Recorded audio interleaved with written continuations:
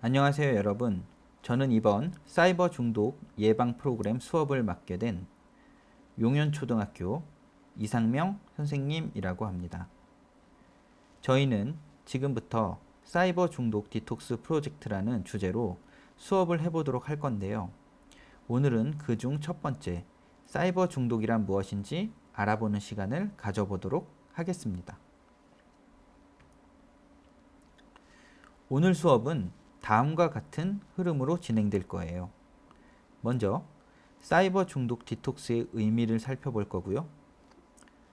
두 번째로는 오늘 수업의 가장 중요한 부분인 사이버 안심존이란 프로그램에 대해서 알아보고, 마지막으로는 스마트폰의 바른 사용에 대해서 살펴보도록 하겠습니다. 우리에게 이런 사이버 디톡스가 필요한 이유는 무엇일까요? 먼저 영상을 한번 보겠습니다.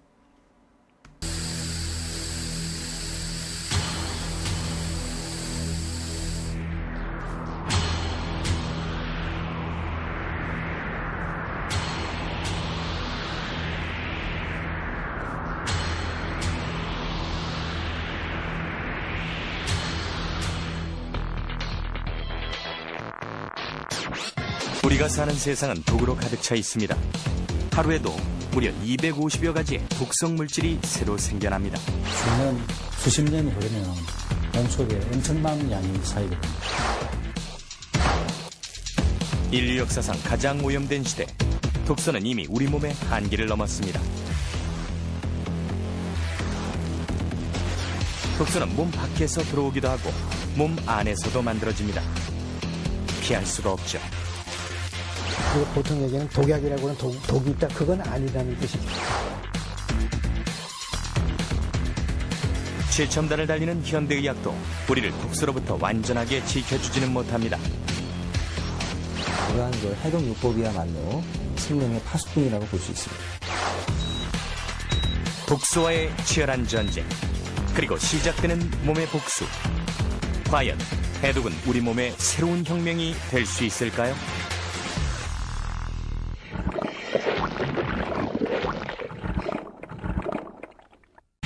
병원은 더 이상 아픈 사람들만 가는 곳이 아니죠. 병은 아니고 건강하지도 않은 중간 단계가 있습니다. 그러니까 증상도 있고 기능도 떨어지지만 그렇다고 해서 검사를 했을 때 병으로도 나타나지 않고. 현대인들은 누구나 독소의 공격을 받지만 모두가 질병에 걸리는 것은 아니죠. 왜 그럴까요? 환경적인 면만 고려한다면 다 오염이 돼 있어야 되는데 오염이 안 되거든요. 그건 뭐냐면 결국은 각 사람의 생화학적인 독창성이 있다는 겁니다. 어떤 사람은 중금속에 대해서 잘 배설을 할 수 있는 능력을 가지고 있는 반면에 어떤 사람은 그런 게 들어오면 배설을 잘 못하는. 사람마다 생김새가 다르듯이 몸 안의 독소를 처리하는 능력도 다 다릅니다. 간은 바로 그 차이를 결정짓는 기관이죠. 3천억 개 이상의 간세포로 이루어진 간은 담즙을 통해 소화작용과 노폐물 배출을 돕기도 하고 혈액 속에 독소를 걸러 깨끗한 피를 재공급하는 역할도 하죠. 몸 전체 해독작용의 75% 이상이 간에서 이루어지는 만큼 간은 우리 몸 해독의 중추 역할을 담당하고 있죠. 하지만 간의 해독 능력에도 한계가 있습니다. 것이라도 빠져나가지 않고 몸 안에 머무르면 독이 되기 때문인데요. 대표적인 게 바로 숙변입니다. 장내에 오래 정치되어 있는 변을 뜻하는 숙변. 숙변은 마치 치아에 끼는 치석처럼 장내 점막에 달라붙어 장 흡수와 연동 운동을 방해한다고 합니다. 해독 전문가들은 숙변이 만병의 근원이라고 주장하는데요. 이유는 숙변에서 나오는 독소들이 장에만 머물러 있는 게 아니라 순환계를 타고 온몸으로 퍼지기 때문이죠. 시궁창에 있는 것을 방에 한번 놨다고 한번 생각을 해봅시다. 그러면은 그 많은 그 냄새에 의해서 또 그 악취에 의해서 아마 하루 이틀도 살지 못할 겁니다. 그것처럼 장내 그 환경에 그 변이 갖고 있는 그 독소가 많은 영향을 끼치게 되죠.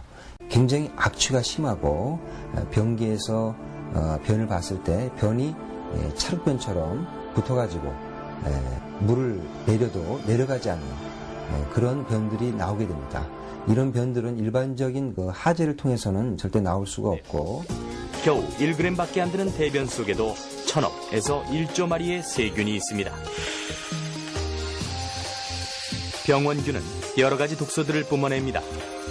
또한 균 자체의 몸에서 털이나 꼬리가 떨어져 나오기도 하죠. 특히 세균이 죽으면 세포의 벽이 깨지면서 껍질이 분해되어 나오는데 이것이 바로 인체에 치명적인 내독소입니다. 그 내독소가 들어오면은 한마디로 얘기하면 염증을 일으켜요, 염증을. 갑자기 아주 대량으로 나타나면은 이거는 폐혈증에 빠져서 며칠 내로 사망하게 될 정도로 아주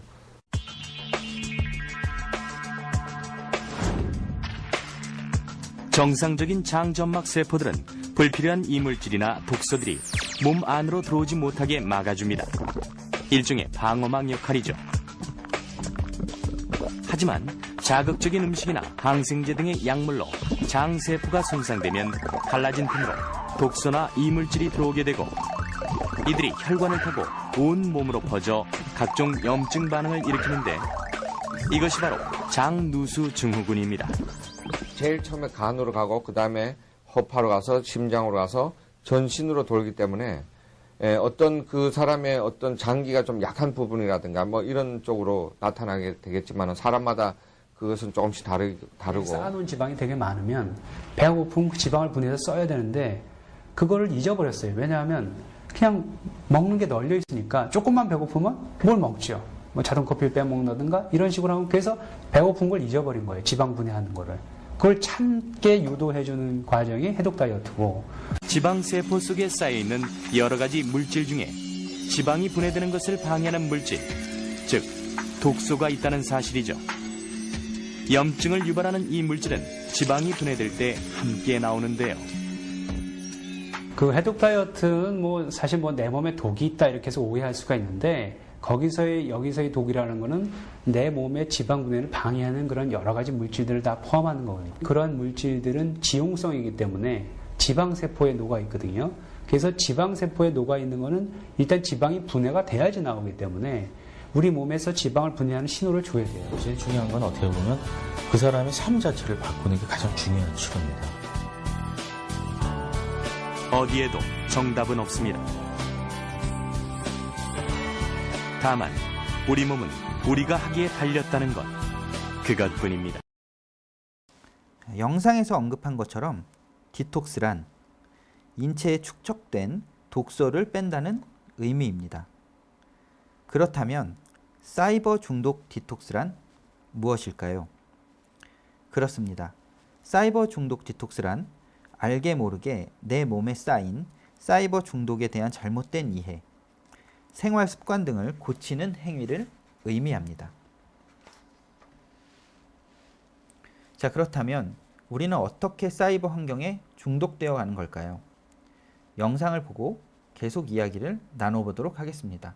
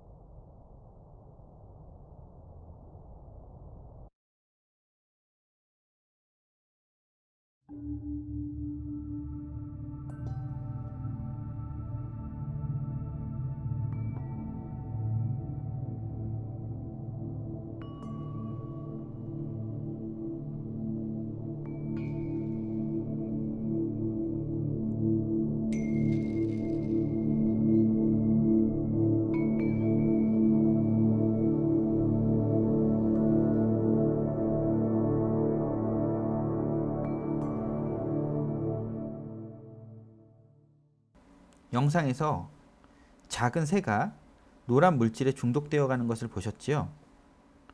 그런 것처럼 다음의 현상들, 첫 번째, 스마트폰, 인터넷 등을 그만해야 한다는 것을 알면서도 멈출 수 없다. 두 번째, 스마트폰, 인터넷 등을 누가 못하게 하면 짜증이나 화가 난다.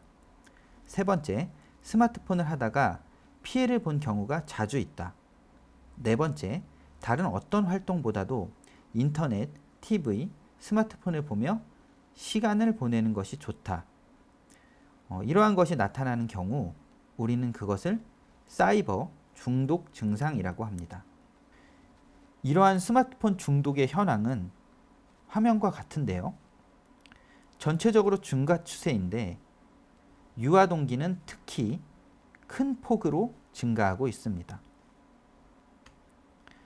또한 청소년기에는 가장 높은 고위험군의 분포도를 보이고 있습니다.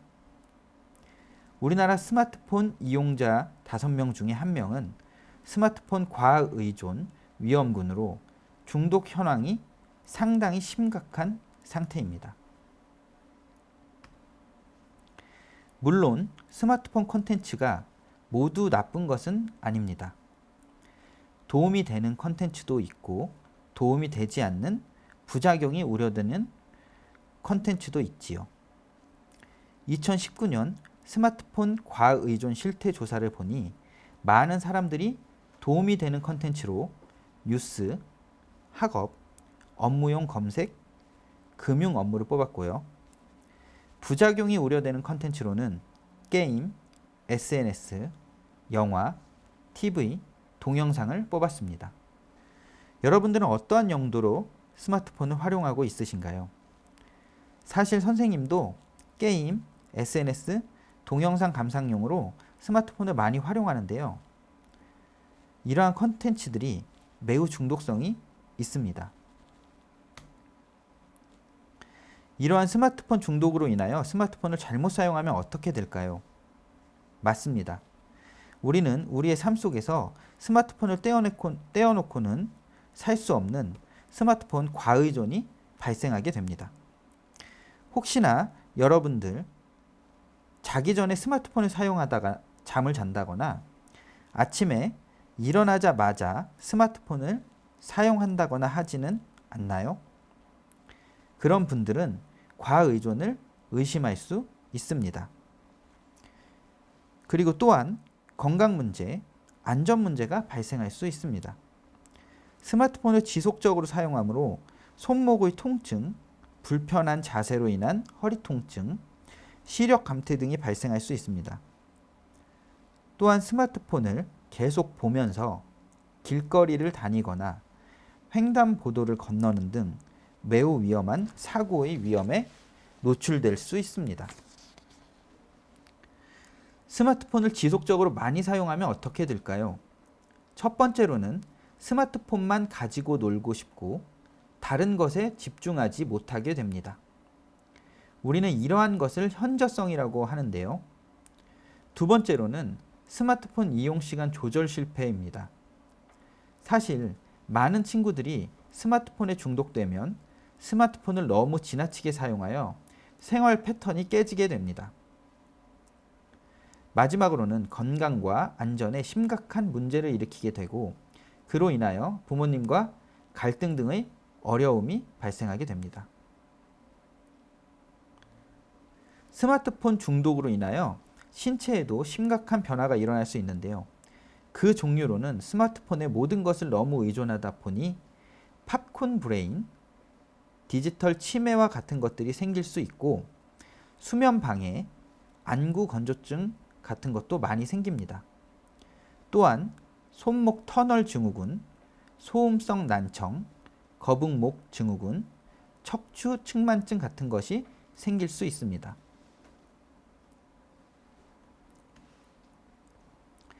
신체의 변화뿐만 아니라 감정의 변화들도 나타납니다. 아무래도 스마트폰에 너무 중독되다 보면 스마트폰이 없을 때 불안하고 초조한 증상이 생기고 스마트폰 사용 여부에 따라 화를 주체할 수 없고 짜증이 나게 됩니다. 또한 스마트폰을 사용하기 어려울 경우 무기력하고 우울증이 나타날 수 있습니다. 그렇다면 여러분들은 스스로 이러한 문제를 해결하기 위해 노력했나요? 사실 선생님 주변의 학생들을 봐도 지금까지 만나온 학생들을 봐도 스스로 이러한 문제를 해결하기는 쉽지 않았습니다. 그렇다면 다음에 소개하는 내용으로 다 함께 참여해 보면 어떨까요?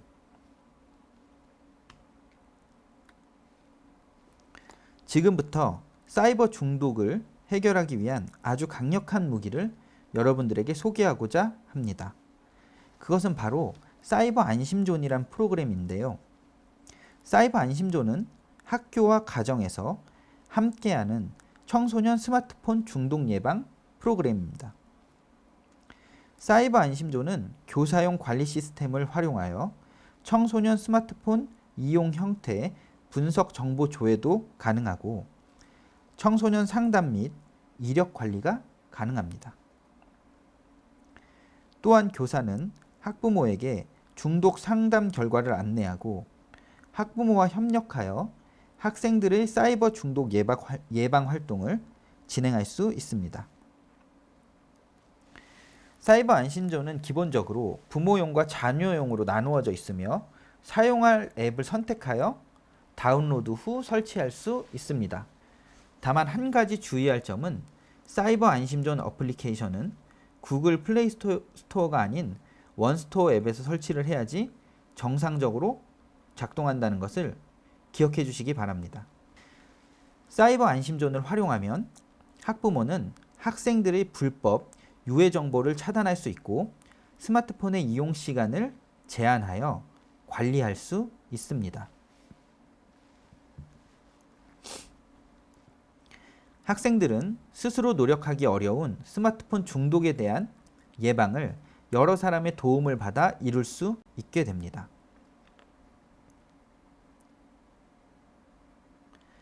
사이버 안심조를 활용하면 청소년의 안전한 스마트폰 이용 환경을 만들고 올바른 스마트폰 이용 지도 관리를 할 수 있습니다. 이러한 사이버 안심조는 다음과 같은 5가지 기능이 있습니다. 이용 시간 관리, 앱 관리, 보행 잠금 설정, 몸캠 방지 앱 설정, 사용 시간 설정 등입니다. 자, 그렇다면 사이버 안심존이 필요한 순간은 언제일까요? 자, 첫 번째는 몸캠 사건 방지입니다. 피해자 중에는 자살한 사람이 있을 정도로 무서운 몸캠 범죄를 사이버 안심존에서는 몸캠 관련 앱을 차단하여 피해자가 발생하지 않도록 예방합니다. 두 번째는 보행 중 휴대폰 사용 사고 예방입니다. 사이버 안심존 앱에서는 보행 시 스마트폰을 강제로 사용할 수 없게 잠금이 되게 하는 설정 기능이 있습니다. 세 번째로는 불법 도박 앱 등의 설치 및 사용을 차단할 수 있습니다. 사이버 안심존은 특정한 앱의 설치 여부를 컨트롤할 수 있는 앱 설정이 있습니다. 이 기능으로 특정 앱의 사용 권한을 관리할 수 있습니다.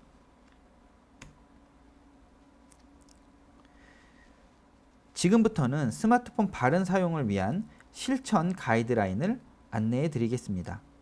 첫째, 스마트폰을 지나치게 사용하면 몸이 힘들어합니다. 적당히 사용해야 합니다. 둘째, 자신의 스마트폰 이용 습관이 올바른지 또는 그렇지 않은지 체크해야 합니다. 세 번째, 구체적인 사용 시간을 정하고 스스로 멈출 수 있도록 노력하셔야 합니다.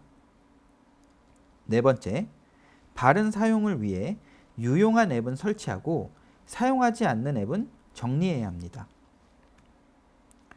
다섯째, 무엇보다 약속을 반복적으로 실천하는 노력이 중요합니다. 여섯째, 건강한 우리 가족을 위한 스마트폰 사용 약속을 정해야 합니다. 일곱째, 보행 시나 이동할 때에는 안전하게 가방에 꼭 넣어서 이동해야 합니다. 여덟 번째, 도서관, 공연장 등 공공장소에서 기본 매너는 나부터 실천해야 합니다. 자, 오늘 수업은 여기까지이고요. 다음 시간에는 상황에 알맞는 자료를 활용하여 스마트폰을 바르게 사용하는 습관을 길러야 하는 이유와 관련된 글쓰기 활동을 진행하도록 하겠습니다.